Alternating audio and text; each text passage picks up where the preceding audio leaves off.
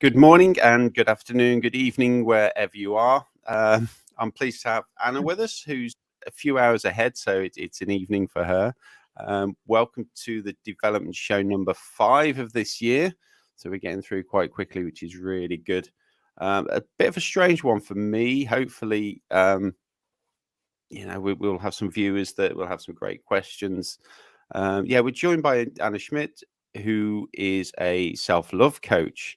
And if you know me, it's not something I talk about so much, and certainly relationships. But this is a development show. We're looking at developing all areas of our lives and how we can be better and take better care of ourselves. So this is going to be a really good, interesting one. Anna, would you like to introduce yourself, please? Yes, thank you. So my name is Anna Schmitt, and I'm live from China, currently in quarantine because I just came back to China. So we have to be in quarantine for a couple of weeks. And when I'm not in quarantine, I help women ditch toxic relationship standards by boosting their confidence to feel empowered to attract and choose the partner they love and desire. And I do this by combining traditional coaching approaches, psychological theories, and NLP. Excellent. Yeah, it's a good combination. I'm NLP trained, and I find it quite useful. Some very useful tools in there as well. So I'm guessing that, or should I'll start off with a bit of a difficult question, I think. I know I said I wouldn't, but Yeah, there goes the promise. why do you think that people drop their standards in relationships? Is it down to self-confidence, self-worth? Is it kind of society expectations? Why do you think that we get into these situations, should we say, where we have to go back to work on self? So I can talk from my personal experience that I was in relationships because I was afraid to be alone. I thought I need someone next to me because of society, because of my age, because that's what you are supposed to do. And if you're single for a long period of time, you might be looked at like a weirdo. No one wants you. What's wrong with you? So you choose someone that you think, I can do with this. I can deal with this. So that was me. It was, to say, desperation. It was not being by myself. And that's where I dropped my standards. That's where I thought I need to work on this relationship instead of I need to work on myself. I need to see what I actually want and go for that. I just literally lost all of that and just went with, it's better to be with someone instead of just by myself. And I think that, many people do that. yeah, and that comes down to self-value, self-worth, confidence, I suppose, on a certain level. Yeah. But then I know a lot of people who are very confident in their lives that kind of feel that way as well. So you guide people through raising their standards or raising the standards of self. I help people find the love for themselves again, because when you think about it, we are all born loving ourselves. When you're a little baby, you do everything to survive. You want everything that makes you happy. You just go with the fun. And when you don't like something or someone, you don't get close to that person, or you don't do what you don't want to do. And along the way, things happen. We meet people, hearts get broken. Whatever happens, it changes the way we look at ourselves and how we make decisions and how we say yes or no. So I help people, mainly women, to come back to that point to love themselves, to see I'm worth having it all, I'm worth being loved, and I'm worth giving out the love, because that's sometimes a point as well, to feel like if I give too much, then I might get my heart broken, and to allow oneself again to let all that love flow and give it willingly, and because you just want to do it. Yeah, I think Yeah. you raise a good point. It's something that uh, quite a few clients of mine have actually felt that they are givers and not receivers, Mm. and they get to a point where that they are giving the whole time, and that kind of leads to a bit of burnout, a little bit of resentment, if that's the word. Yeah. The but then but quite quickly you realize that you're actually closed off to receiving, because it becomes an unusual thing to have. Mm. And I'm guessing this is the same in kind of relationships as well, that if you're the one giving all the time, you're the one working on it all the time, that you actually close yourself off to a proportion of it, of receiving, because then becomes an unusual thing to happen. Mm. Is this something that you've noticed as well, or I mean, Um, I'm talking very generally of people that come to me, and it can be a work scenario, it can be, kind of business, and mm. but within a relationship, is that kind of a similar scenario that you see? It is, of course.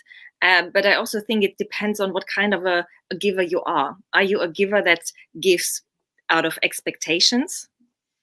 Are you a giver because you want to be liked? So another expectation, actually. I give because I want to be liked, and if I don't give, I'm not liked. Um, so that is the first point that I would then clarify with my clients. Why? What is the reason behind you giving? And when we have that, when you know what the reason is, then you can go to, okay, so what is the reason that you can't open up to receive? Because I have it quite often that my clients feel that they are not worth being loved. They are not worth just getting nice words, compliments, or whatever, because they don't see it themselves. When you, for example, when as a lady, when you get a compliment and you feel like I'm pretty and I'm getting a compliment, it's like, of course I am. Thank you. Thank you. But if you don't feel it, if you don't see it yourself, and someone says, "Oh, you're so pretty," then it's like, are you taking the piss? What? Why are you saying that? Hmm. Hmm. Yeah. So What's behind it? Yeah. exactly. So opening up and getting to the root of what is the underlying issue. Why do you think is it like it is? Hmm. And when we have that, we can work on it. And I think it's in every area. It's career. It's the same. When you just graft and graft again, why are you grafting Hmm. that hard? Well, what is the underlying reason for that? Yeah, that's a great point of why do we give? What's behind it? And I guess that some of it actually changes along the way as well. Um, and it's setting that precedent of how people perceive us and who we are to them as well. Yeah. That we play into their narrative. So I should imagine that giving to be liked is not something that is intentional, but it's something that happens because you're playing into someone's narrative of you're the giver. Um, and certainly it's a scenario that I've fallen into, and it's not a. I wouldn't say that I give to be liked, but I certainly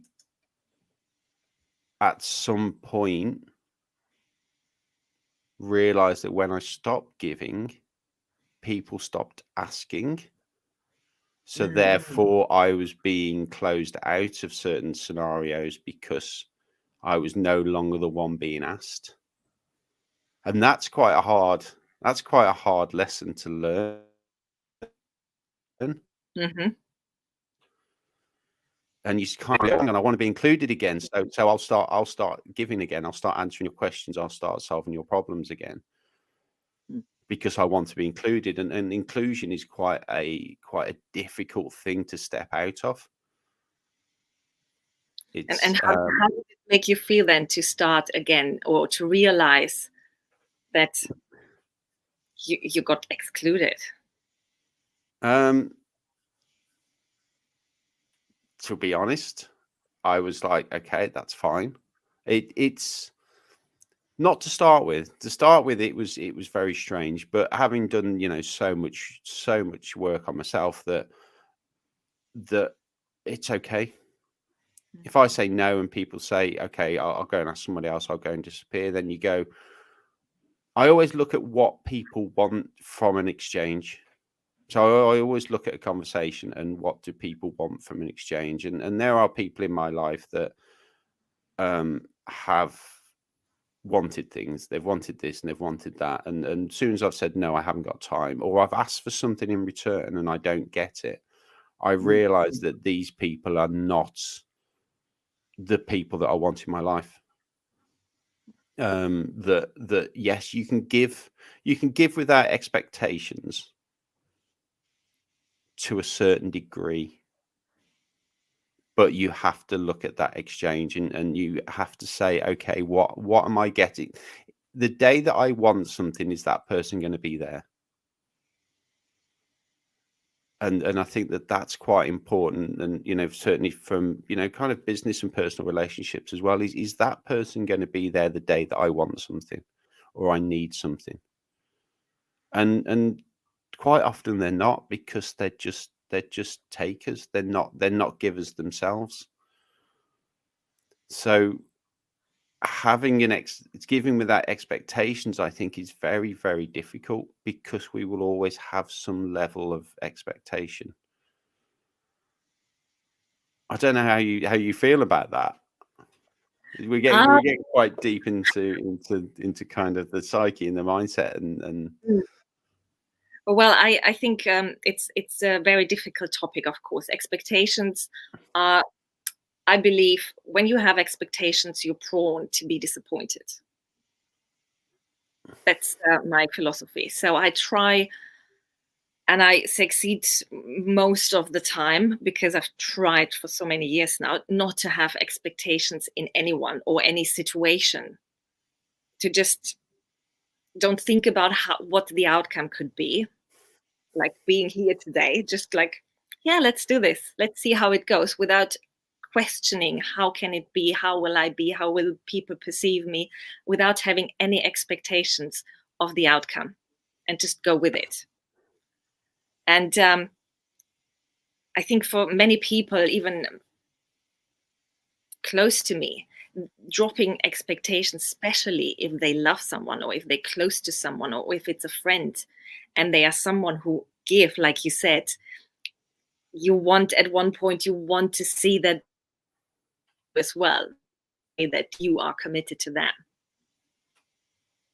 And I think that's where then the disappointment comes in.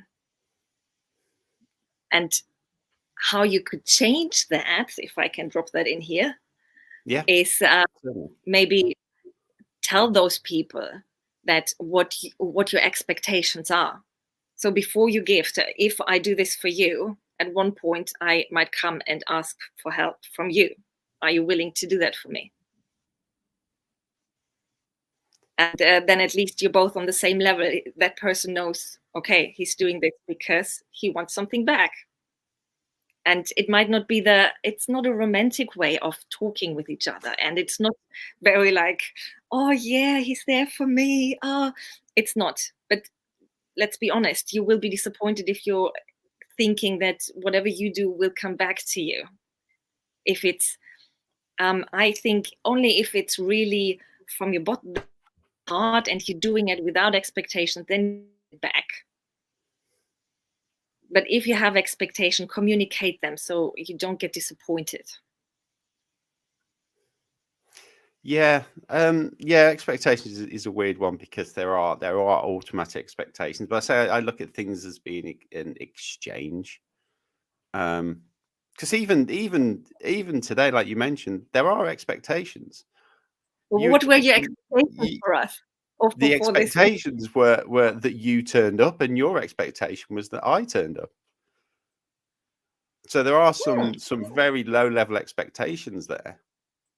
If you go into an agreement, you expect both sides to, and I'm not saying that relationships and things are agreements, but they are in a way. Yeah. Um, but there are certain levels of behavioral expectations. Um, Can I drop in? I just want an example. Being here in China, yeah. So growing up in Germany, in England for almost 11 years. When I came to China, the traditions, the behavior is different. And so if I would have come to China expecting people treating me the same way as they treat me in England, for example, English people love to open the doors. So if you go through a door and someone is behind you, you keep the door open so the person behind you can walk through it as well. Here in China, you open the door, go through, and let it fall. Full stop. So if I go with the expectation people have to treat me and behave like they do in England or in Germany or Europe, whatever, I would be disappointed all the time, constantly. So the best thing I can do is just drop the expectation, see how they are, and don't take it personally. Because I think that's another thing, that we take the expectations, the unfulfilled expectations, we take that personally and think it's because of us. And it's not.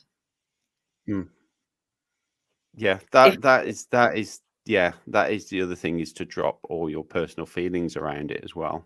And I think mm, that's quite difficult to kind of have expectations, but when they're not fulfilled, is to not to take them personally. That mm, I'm very big on choices that we make in life, mhm. and if someone doesn't fill your expectation, that's been their choice not to do that. And But do you they know set the about your expectation. expectations? Do Sorry? they know? Do they know that you had that expectation and they didn't fulfill it on purpose, or is it you had the expectation, they didn't know about it and just behaved like they thought it's Yeah, okay? well, that's a see now that's a really fascinating question. Because I guess that in a relationship that isn't always communicated, and Mm, especially when it's a hard conversation to have,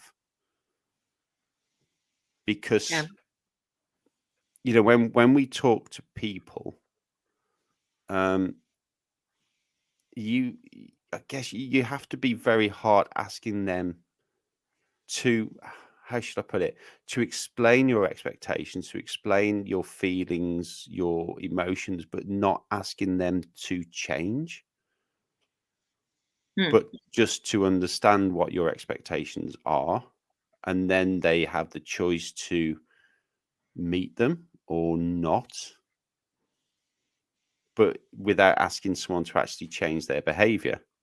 And this is what I find fascinating, that it's quite a complex topic and kind of complex subject. I mean, we've been going for nearly 20 minutes about expectations, and it's so hard to communicate that mm, without asking someone, without saying, actually, Anna, I want you to change this about yourself because I don't like it. It's saying, actually, what you do is making me feel this way. mm, I'm not asking you to change it. I'm asking you to understand what that behavior is doing. mm. Now, I guess there is a fine line between communicating expectations and asking for change. Well, the thing is, it's up to me then if I want to um, consider your feelings. And because if you tell me, Anna, it makes me feel not loved when you talk to me and not looking at me. It gives me the feeling that I'm invisible and that I'm not important to you. If you tell me that, then I think, okay, good. I know. And it's my decision then to say, okay, I don't want him to feel like that, so I look him in the eye when I talk to him. Or I can say, I couldn't care less. Turn around and talk to the wall. Yeah. But by communicating, like you said, when you tell me how you feel, at least I have a chance to meet your expectation. But if you just tell me, and the way you communicate is just rubbish, then it's like, what? What do you mean?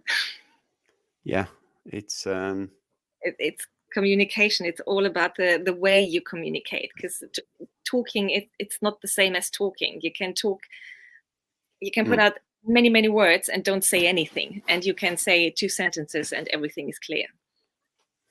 Yeah, I completely agree with that. It's I think NLP is something that is really good at actually getting that communication right and that clarity. And it's something that I use a lot in coaching to kind of get down to the root of the problem. That we can talk. I can tell you what's wrong, and it'll take me half an hour. And then I just find, like with NLP, you can start to pick up on those words and you can narrow it down, and it becomes a sentence of what the problem is. So yeah, we're getting some people kind of commenting. We've got some from Kenya, Philippines, Ireland. I'm not sure where Majida is. So yeah, we're going a bit global. So so how do we start? How do we start working on self when it comes to kind of relationship standards? Do you remove yourself from the relationship, or do you work within the relationship? Well, that's totally up to you. I wouldn't just do anything before you're clear on what you want. Yeah. So I have that with my clients as well. That one very important part is to figure out what you want. And we all have that list, what we don't want, don't we? So when we say partner, I don't want him to be like that, I don't want her to look like that, or whatever. So this list of I don't want is long. And funnily, the next partner is similar to that list. It has not the same characteristics, but similar characteristics. And you probably know from NLP as well that our brain doesn't recognize negatives. So whenever we say we don't want this, our brain only hears, I want. Yeah. So what we speak and think that we don't want our partner to be, let's say, an alcoholic, we probably get someone with an addiction in some sort. So what we need to know and be clear and very to the point is what we want. Mm-hmm. I would start with that. Write down a list, and not just I want him to be tall. That's not specific enough. But you can write down, I want him to be 10 centimeters higher when I wear 5 centimeters high heels. Specific. So narrow it down. I love this. Yeah. Yeah. It has to be very, very precise.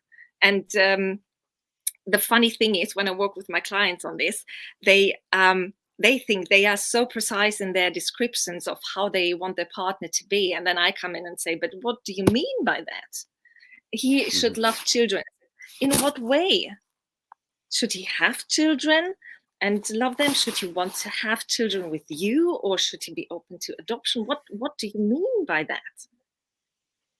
So to narrow it really down, and that's quite tricky when you don't know how to do it, or when you don't. I find it even easier for me when I do brainstorming for programs or whatever, to have someone to remind me. So what do you mean actually by that? And they'll go deeper and deeper. And that would be my advice. The first thing to do, find out what you really, really want. And then see that if the partner that you have with you there, what does he have? And communicate your wants, and see, maybe he just waits for that, or she waits for that to do something, to know what you want and to give it to you. You never know. Mm-hmm.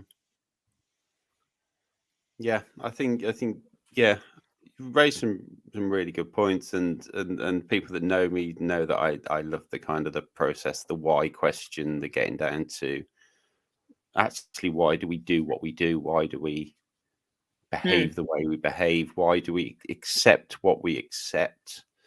And that's really fascinating that you're narrowing it down right until the kind of the aspects of you said, oh, I want someone that's taller than me, and it's I'd kind of go, well, why, where is that, thought process come from? Why do they need to be taller than you? Is it kind of that primeval that a taller guy is a bigger guy is more protective, because we still have those instincts within Yeah. us to a certain degree, and some people more than other people, and it's and then you can look at, well, why do you feel that you need that protection? And I guess this is what you work on, that it comes down to, well, if you feel like you need that protection, is it because you're not valuing yourself, or you don't believe you can look after yourself? Is it something, and this is what really kind of gets into kind of the psyche of who we are, and this is what I kind of find really, really fascinating, that you can do all that work, but then you've also, in a relationship, you're also bringing somebody else into that dynamic. It's not just you locked away in a room going, well, this is what I want, and anyone that doesn't match these 100 criteria are not even getting through the door. I think you've got to understand what you want, where you're willing to give a little bit. So like you said, they've got to be 10 centimeters taller, but if they're 11, or if they're 12, or if they're 8 or 9, there's got to be a little bit of leeway there.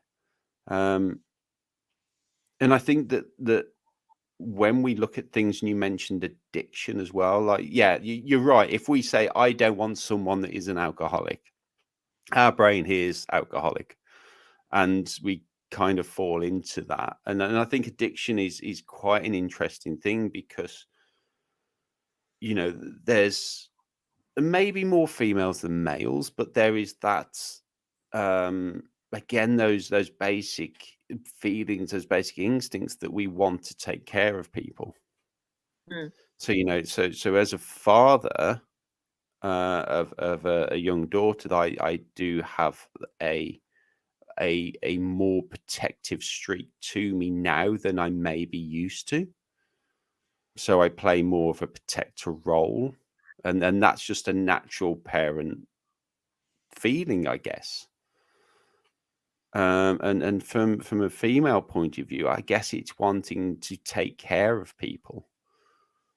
So an addiction is a very, very interesting thing, that I think that when you say, I don't want people with addictions, and I would argue we're all slightly addicted to something, but when you're talking about harmful addictions such as drugs, alcohol, abusive behavior, that kind of thing, that we can be attracted subconsciously to that, because it's not what we want, but there's a part of us that wants to play that role. Now, how do you think that we need to, first of all, is that something that you see, something you agree, and how do we kind of deal with it? How do we put that boundary in place? Well, my experience is, when you know what you want, and the thing is, the process before, with my clients, before we do the I want exercise, we worked on, I'm worth it. I'm worth having what I want. I deserve what I want. I am. So we build up the self-worth, the self-respect. That's all in place when we then go into, this is what I want. And I think that's an important step to have. It's important that that you believe in yourself, that you come from a place of love towards yourself before you write this list. And I think it's a good point that you said. So why do I want this tall guy? Why do I want to be the protector or whatever?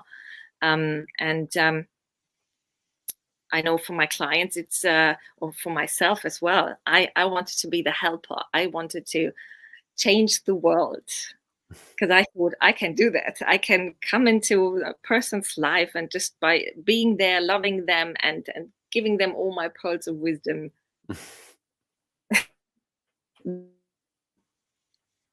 And that's not how it works. But I just noticed I forgot your question. Sorry, I got just blurry. That's okay. I'm having a few technical issues with freezing up a little bit. It's really about why do we attract people with addiction, or why do we attract the people that we don't want? And you know, is it that kind of protector role, that wanting to fix people role, or take care of people role? Is that something that's stronger in us to begin with than to have those personal boundaries and say, actually, no, this is not what I want? I think it's one theory. I think there are many possibilities why it happens, but one could be that when you feel that you're a giver and you only get the love when you give, then you look for people where you can give. And so there's the expectation when I give and when I help that person with the addiction and I'm there and I cook, clean, whatever, then I am loved. And that's why I look for people who need me. Mm-hmm. So that's one of the theories. Yeah. Yeah, it is. It's. I don't want to. I'm going to say it. I don't want anyone to take this the wrong way, but it is kind of down to kind of childhood, and it's when you get the attention. Mm. Is it? And a lot of times, you know, behavioral issues are because of negative attention. That people get the attention when they're doing something wrong that they know will upset people, but that's when they get the attention. It's not when they do something good. Because I suppose that comes down to level of expectations. I expect a certain level of behavior, and when you don't meet those expectations, then we're going to be having a serious conversation. But on the other side, it's then giving them the negative attention. And I guess that, you know, we fall into that trap of giving because that is when we get the attention. And like I said to you before, you know, when I've said to people, no, sorry, I can't answer that question, or no, you need to go and ask somebody else, or you need to find out for yourself, that they disappear. And I no longer get the attention of that person. And actually, you know, one of the things I've taught myself is that's okay. They're not the right person to be getting attention from.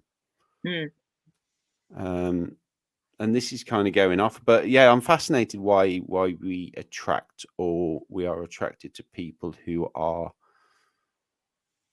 not on our want list. You know, because we probably don't have a want list. We only have a don't want list. Yeah, no, you're probably right. Is I don't want to. It's really interesting that, you know, I've done some work around this with myself in the sense of, who do I want to be? What type of person do I want to be? And then, you know, it's taking responsibility. And I don't think, I don't think I ever made a list of who don't I want to be, because I see that as quite a negative thing. And I've kind of learned to drop a lot of negative things. So just kind of the language that we use, and how we, what we say, and you're right, when we say I don't want this, we're focusing on the negative aspect, and say I want this, you're focusing on the positive. And you said a word, one of my favorite words. You said what we deserve. And I think that is sometimes seen as a very selfish word. to say I deserve this. But again, it's very difficult because you have to be honest and say, well, what do I deserve? Everything. If I'm not a good person, I don't deserve good things. Of course you do. You think? deserve the love either way. You just by being on this planet, I think you deserve all the love that there is. And maybe you're a bad person because you haven't gotten enough love. It's yeah, it's a fascinating kind of topic and subject, and I think that, you know, a lot of people will kind of differ on that. And but yeah, Mm. a word deserve is I think is a very powerful word. Yeah. And it's kind of not. And I suppose this is a big issue, is settling for things. Mm. And yeah, when we settle for behaviors, we're actually starting to train people of how to treat us, what language they can use towards us. Yeah. I'm guessing that this is something that you address as well. Kind of, I suppose we're getting into the personal boundaries kind of sphere now. Ooh. That how to set those boundaries and how to maintain them. Yeah.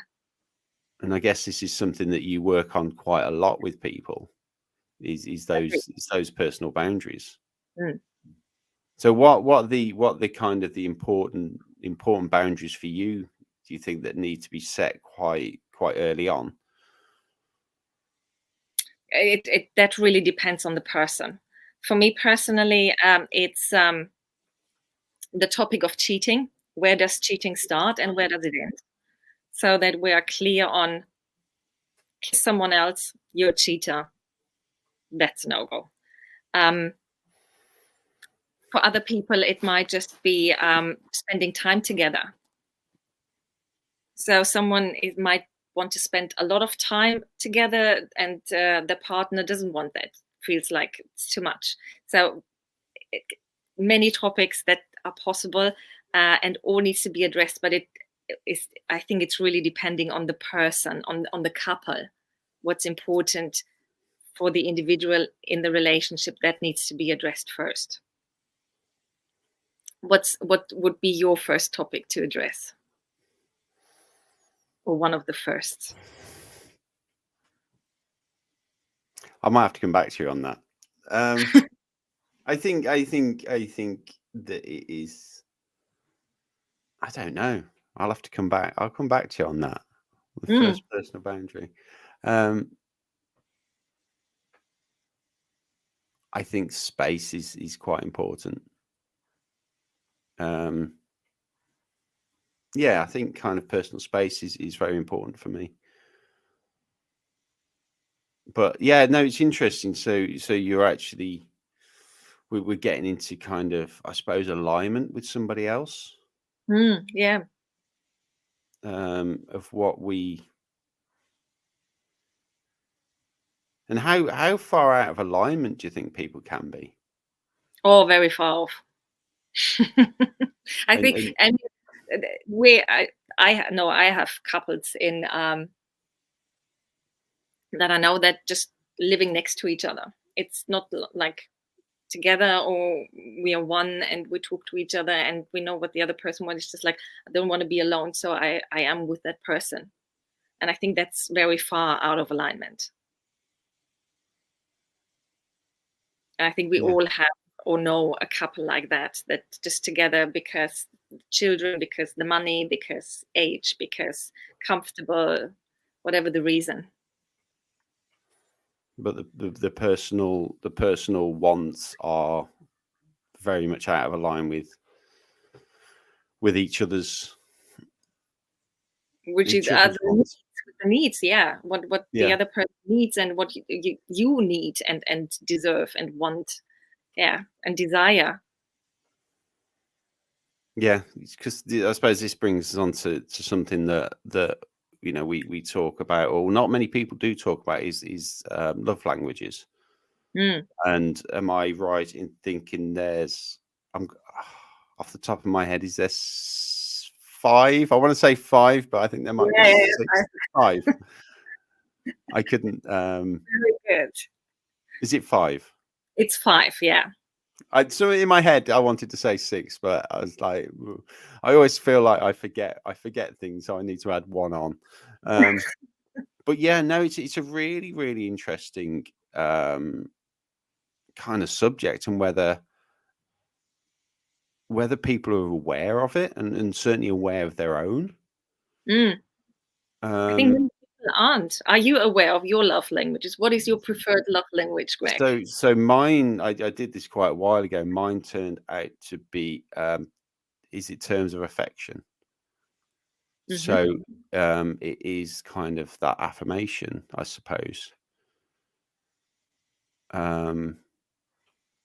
Which kind of makes sense, because I do kind of like to talk a lot, and I process things a lot in my head. I have been told in the past that I'm an overthinker. Okay. And people have told me, stop overthinking things, stop overthinking. And I tried it, and it doesn't work for me. I have to process things in my head. So I guess that kind of fits into that. And I guess that it's not, I don't necessarily seek external validation. I don't need people to tell me that I'm good at my job, that I'm, I don't need people to say that these these live shows are brilliant, that they're amazing. And I'm pretty confident that I put out what I put out, and people accept it or they don't. And that's just life. You can't go around pleasing people the whole time. But I guess that love languages kind of fit into that as well. I'm trying to think do I know any more. Go on, you'll have to talk us through them. And So yeah, my preferred love language is physical touch. I am okay. a touch feeling person, so I love hugging, I love holding hands, I love kiss goodnight, kiss goodbye, kiss hello.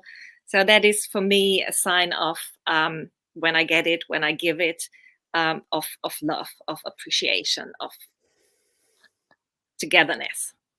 Yeah, so that's another one. The other one is quality time, spending time together, having dinner dates. I think that's I love doing that, and I have to remind my partner, and he has to put on a fresh T-shirt for that.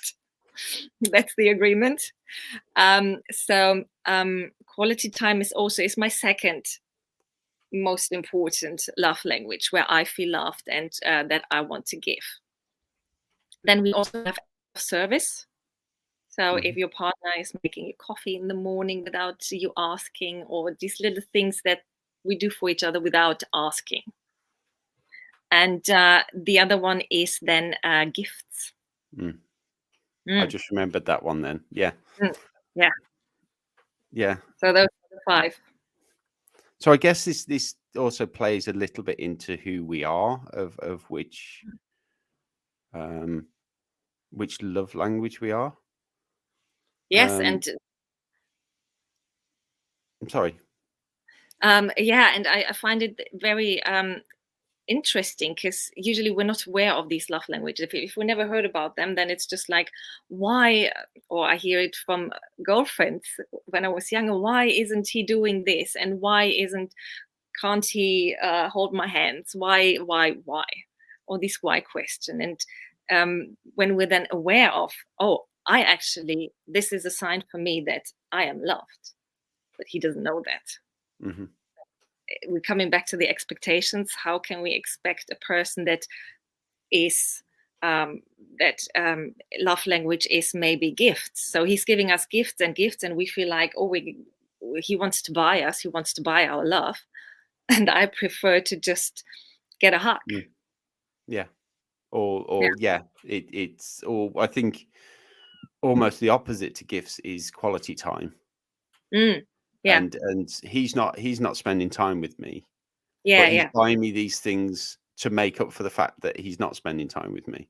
Yeah, But it actually could just be two different languages. exactly. It's kind of it is fascinating when we kind of get into these things of, and I suppose that these love languages actually translate into closer friends as well. Mm. Um, And at work, like you said before, when you're at work and you don't need the praise from your manager or whoever, that's not your preferred love language. Maybe you need someone else, something else to, don't know, to give you a pay rise. yeah. And that's like, yeah, that's what I need at work, that love language. So do you believe we can have different love languages depending upon situations and environments? Yeah, I think we have preferences. Okay. Yeah, in my work, I have no one to touch, so that's such a feeling. That love language, that's, yeah, it's not going to happen. But I the love language for my business is when I get praise from my clients, when they say, "Oh, I feel so happy you helped me," and that makes me feel loved and appreciated, and Hmm. gives me a good feeling. So the love language is a different one in business. Okay, that's really interesting. I hadn't thought about it that we could actually um, change that language depending upon environments and situations. Mm, I'm like you that I don't need a client to say, "Oh, you're amazing, you're wonderful." I much rather say, "I can't believe that this has just happened," or "Actually, I made that change and this has just happened," and that gives me so much more joy and pleasure that they've found something, or they've taken action to mm, do something that has positively impacted them. And I think that is a great reward as a coach to actually have not someone tell you, "Oh, you're amazing, you're brilliant," is the fact that someone's gone and done something based on what you said, and that's had a positive impact. yeah. So it's almost, you're removed from that scenario. But no, that's interesting. That's going to give me a little bit to think about whether the kind of the love languages are different on different environments, and again, this comes down to, I suppose, alignment with a partner, alignment with friends, and what you're willing to accept, what you're willing to not accept. And I guess that what is important, I suppose, in a partner is that they are willing to be open to all of these things. Mm, Um, and one of the phrases that I hear and people say is, "Well, I'm just me. I'm just who I am," and that's kind of very closed, very settled. Of I'm not willing to be anything else other than what I am. Not willing to grow. I'm not willing to develop. Um, but I guess that one of the big questions is how do you know what you can accept and what you can't? I from I know from my experience, I love to say that's me. Take it or leave it. Huh? And I think everyone should think the same, because everyone's special and everyone is amazing and great the way they are. And if someone doesn't align with me or doesn't like who I am, how I am, that's fair enough. That person doesn't need to be in my life or be there. Um, but I also think that you don't need to. Everyone has. When I say I don't like to go and watch football games, that's a general statement. But that doesn't mean, or it could also mean that my partner wants to go and this game is very important to him. So for that particular time, that moment, I'm okay going and watching the football game. It doesn't. I'm talking around in circles. What I No, want no, to you're say, making, yeah. because I'm so excited about this topic. So what I want to say is, even though we have our boundaries, it doesn't mean that they can't be stretched. That today I feel happy and today I'm okay to go to this football game. Tomorrow I have an annoying day. I'm fed up. I can't be asked. So leave me alone. So And I don't think people you don't change when you just match your feelings to what is in front of you. So it's if I then go to that game, it doesn't mean that I'm now a game lover and I had to change. It just means like today I feel like doing it. Mm-hmm. Full stop. And I think sometimes we put too much in, we are too afraid to lose something instead of just letting go and opening up and say, this is today, tomorrow is a different day, tomorrow is a different mood, tomorrow is a different thought pattern, tomorrow is different things happen. But today is today, and today I'm happy to do it. Yeah, it does. I don't think this is kind of hard for some people to understand that it comes down to choice. You know, it's always your choice to do something or not. And I think that people find it hard when you choose to do something 2 or 3 times and then you choose not to do it. And it's kind of almost set a precedent. Well, you've done it in the past. You know, this you've done it in the past. So why are you not doing it now? Yeah. And I think that this is kind of a very hard thing to, and certainly in business as well. It's you sometimes you have to say no. I'm sorry, I'm not doing it. But you did it last year. You did this, and you go, well, that was my choice then, and this is my choice now. And it's not allowing anyone to take that power of choice away from you. Exactly. No, it's kind of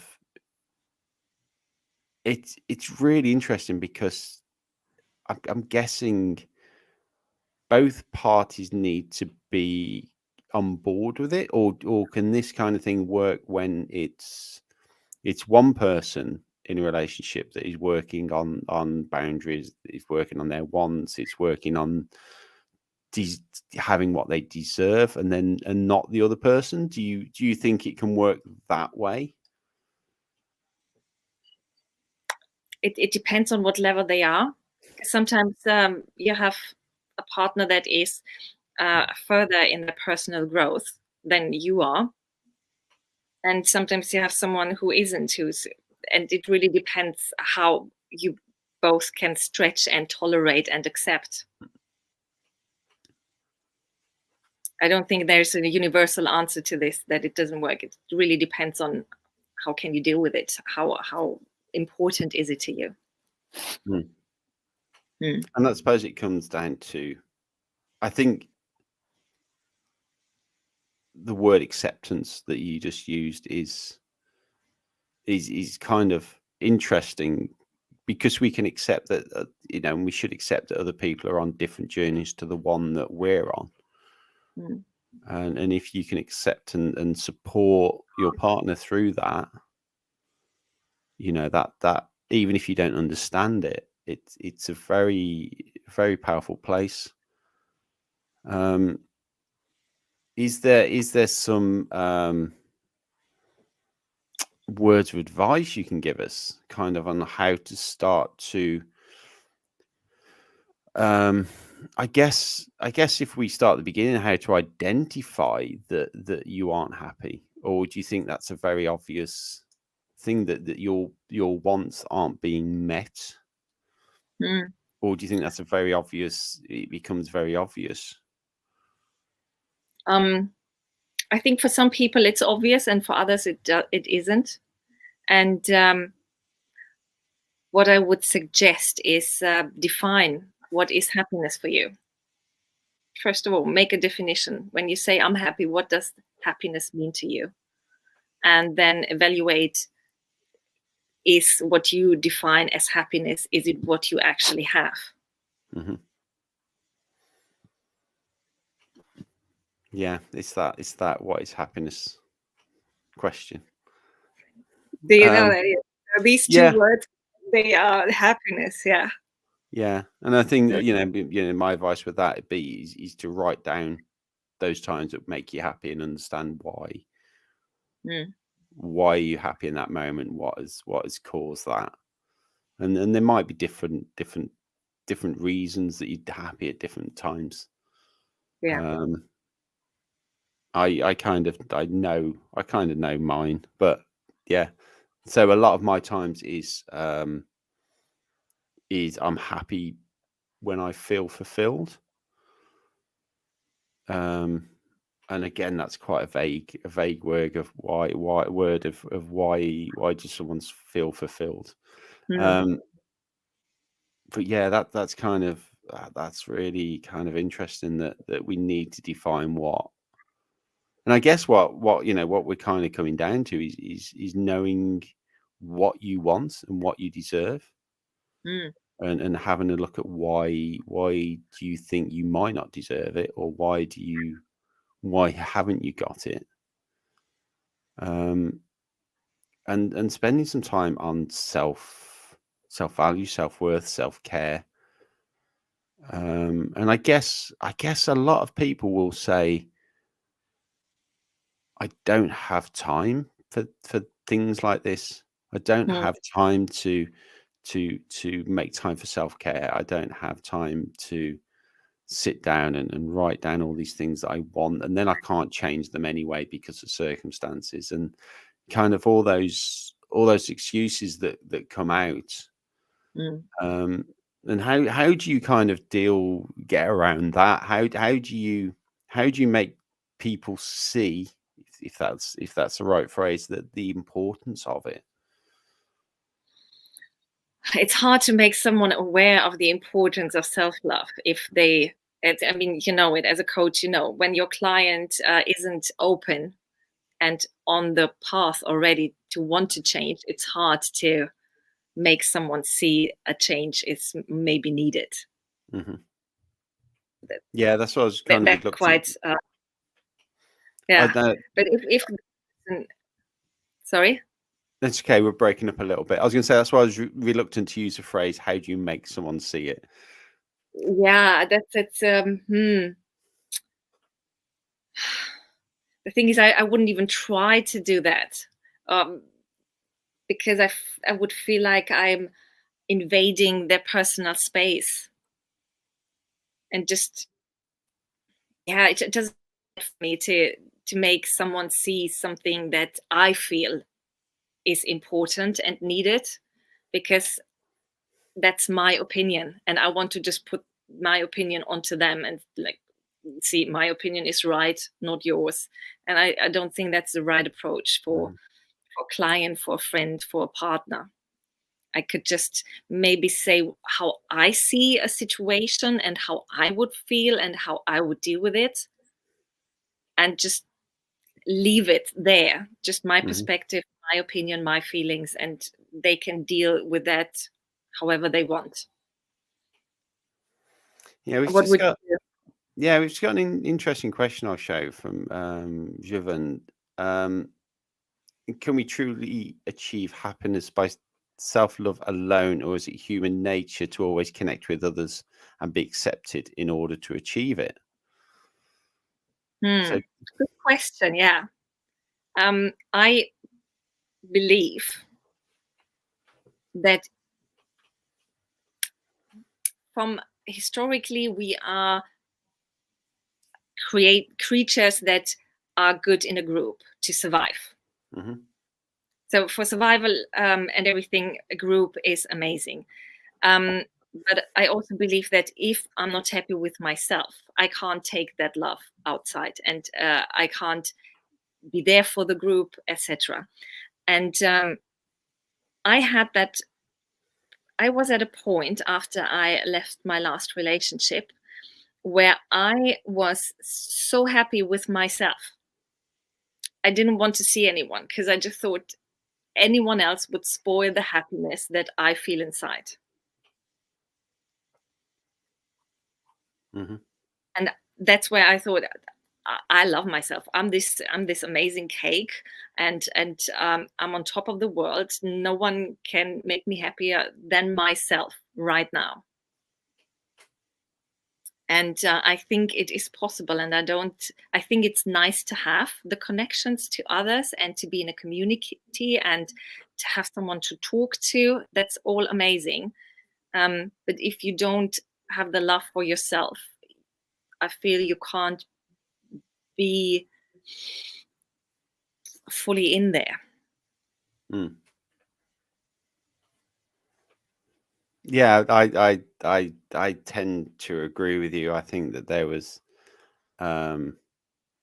whether it gets accredited to Will Smith, but whether it was his originally, and he said that, you know, when he was talking about his relationship, that he is not responsible for his wife's happiness, and she's not responsible for his happiness. Yeah. And I kind of sat with that, and you know, to add that into lots of other things, and it's very true that, you know, whatever we want to achieve in life, we are responsible for. Yeah. It's within us. If you want to, and let's use, you know, let's use the term love yourself, then that's your responsibility to do that.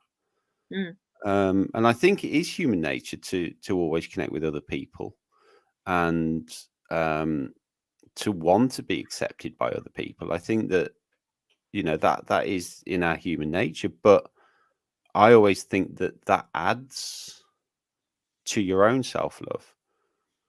It doesn't become it, if you know what I mean. If that makes sense, that you have, yeah, you're right, you have to have that level that if nobody else came into your life, and you didn't connect with anyone, that you would still be happy. You'd still think that you're amazing, that you think, one of my favorite positive affirmations is that I am awesome. And people kind of laugh a little bit at that, and I go, well, you have to believe that you're this great person. You have to believe that you're, you know, this amazing person, because if you don't believe it, other people won't. And even if people keep saying to you, actually, you know what, you're wonderful, you're amazing, I think what you do is brilliant. If you don't believe that, and people keep telling you, at some point they're going to get bored of telling you that. And then you start missing that. Yeah. And then you go, oh, well, actually, that person's not telling me that anymore. So what I think must be true, because they've just proved it by not. And again, it's looking at that negative, isn't it? And then if we become addicted to that praise, then we start looking for it from somewhere else. Yeah. And I think that this is, you know, when we talk about, you know, loving yourself and self-love, that if you rely on other people to give it to you, and they stop, then you have to start looking elsewhere for it. And that is when we, I guess, drop the standards, we drop our boundaries, because we go, okay, so I am looking at level 10, for example. You know, oh, well, I'm not getting it from there, so I'll look at 9, I'll look at 8, I'll look at 7, and suddenly you're at level 5. And so let's go back to like addiction. So I do not want anyone with addiction, but actually, because you're chasing praise, you're chasing someone to love you, and you can't get that from a level 10 or a level 9 or a level 8, but you can get it at level 4 or level 5. And these people have got the addiction to say, well, they're giving me what I want, I can put up with the things that I don't want. And I hope that makes some sense, and I hope that answers the question. That, you know, I'm agreeing with you that the self-love starts with us, and it has to, because we have to be happy alone. Yeah. You know, it's because at the end of the day, we're responsible for everything that goes on in our lives. Even if we're not choosing to do something, it's still a choice. And I think that's a great question. I mean, I don't know if there's anything you want to add to that, and certainly around acceptance, because I suppose my question is, if you are happy within yourself, if you love yourself, are you more accepted by people? No. Because they think you're crazy and what's wrong with you. That's not true. That's just fake. So that's at least the stuff that I get to hear. That it's so out of their concept of what they think is true and what they experience, that it's just like they can't grasp it. It's just like not real to them that someone can be happy with themselves, and there must be something wrong with you. That's what I get to hear. But are they then the wrong people? Well, they are the people that I don't have much contact with. So, okay, so let me ask this another way. Are you more accepted by the right people when you have this positive mental image of yourself? Yes, I have friends, my partner, when I stand there and say, "Oh, I'm so amazing today," they just giggle, they laugh, and say, "Okay." And that's it. That's not a big deal to them. It's not a big deal to me. And they just accept me that way. And that's why I love spending time with them. That's why they are my friends. That's why he's my partner, because I can be that. I can just let it all out, and no one is calling me crazy. Yeah, I think that's a great, it's a great question of yeah, kind of acceptance for other people. And do you find that the more that you work on yourself, the more that you create this self-love, the less you care of other people's opinions? I've always been one who didn't care much about other people's opinion. Because I always thought it's very hard work to think about what they might think and then what else they could think, because I was aware that they could have 1,000 thoughts. How do I pick the one that they actually think? And that was too overwhelming, too much for me. So I just yeah, I just do it, and they will tell me if they are not happy with what I'm doing. That was always my thing. I give them the choice to talk to me, and then I can change my behavior accordingly. But until then, I just do what I think is good.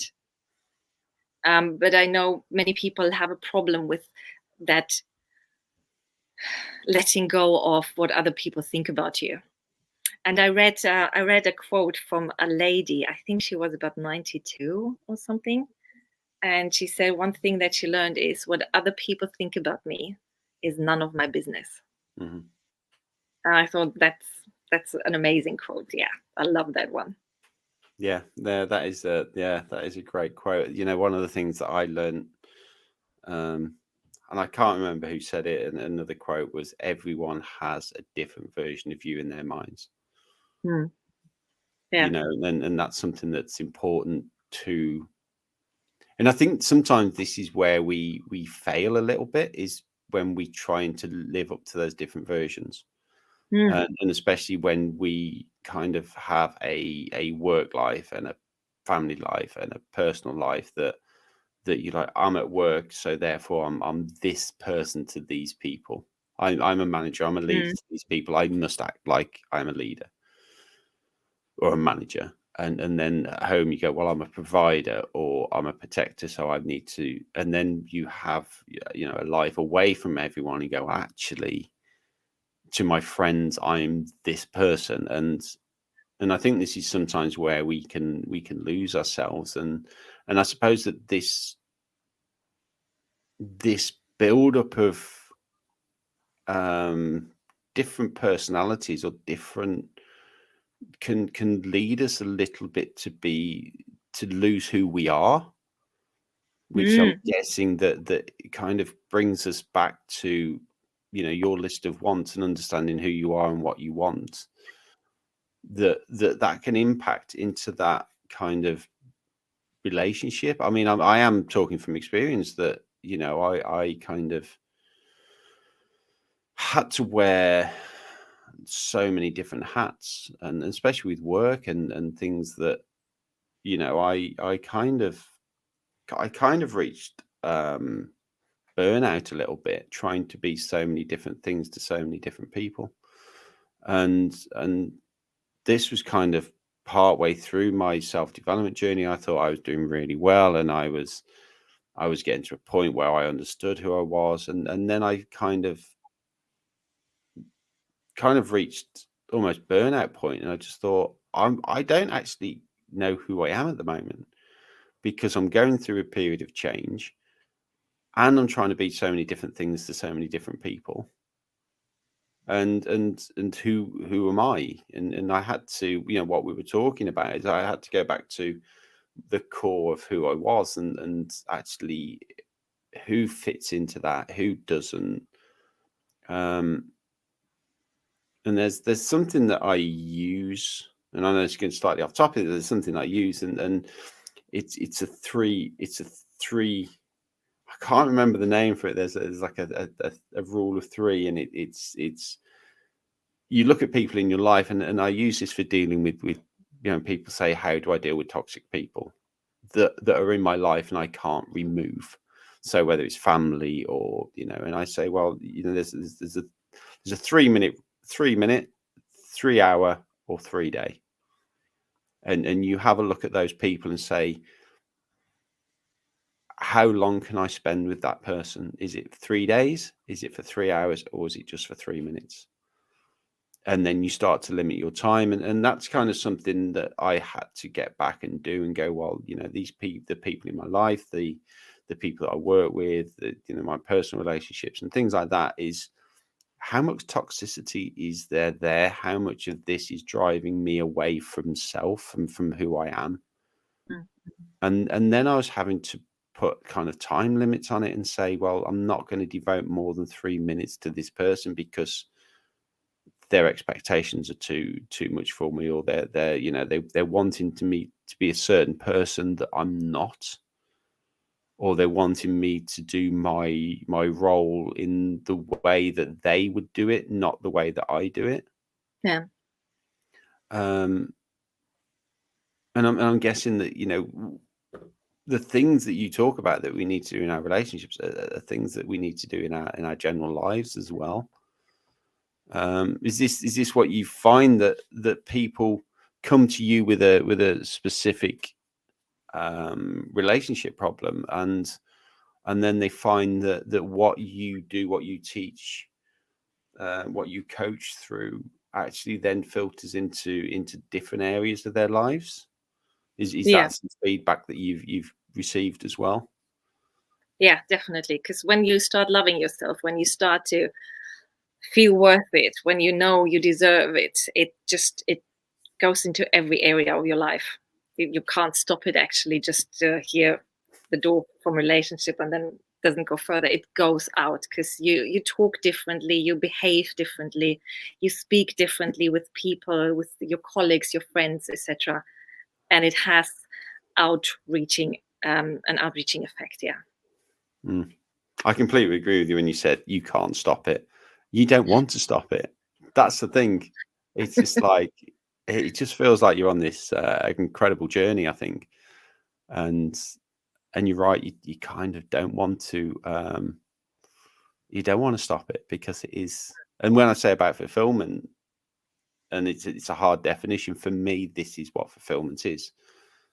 It's fulfilling this portion of my life that had been very empty, if that makes sense. It was something. I'm going to have to try and explain it one day. But can we explain these kind of feelings? But you're right. It's something that we don't want to stop, because it's an incredible feeling. It's incredible journey. Yeah, thank you so much. I think that may be a good place to kind of end it. Have you got any words of wisdom, or any kind of message that you'd like to pass on? We've got a few people watching. I want to say, loving yourself is the best gift that you can give to yourself. And it's free. And it's free, totally free. I think that's the important thing as well. This isn't something that's going to cost a fortune to do. Nothing. Yeah, it literally doesn't cost anything. And you can do it anywhere and everywhere and all the time. Yeah, you really can. You really can. And it is yeah, just start, and yeah, if you want to reach out to me or you want to reach out to Anna, then please do. Thank you so much for today. That's been absolutely fascinating. It's pushed me out of my comfort zone a little bit, but it's good. This is what we do, and this is kind of what the the development show is about. It's not just us sitting and preaching, and we're all on this journey of self-growth, and and when I talked about exchanges at the beginning, and you said, well, what expectations do you have? And I didn't have an expectation, but I knew I was going to learn a lot. I knew that it's going to make my my brain think a little bit more, which it loves doing. So thank you so much, Anna. Thank you for joining us. Thank you for having me. I hope everyone enjoyed it, and thank you for your comments, questions, and that's brilliant. We'll catch up soon with show number 6 next week, I think. So yeah, thank you so much, Anna. Thank you, Greg. Bye-bye. Okay, bye-bye.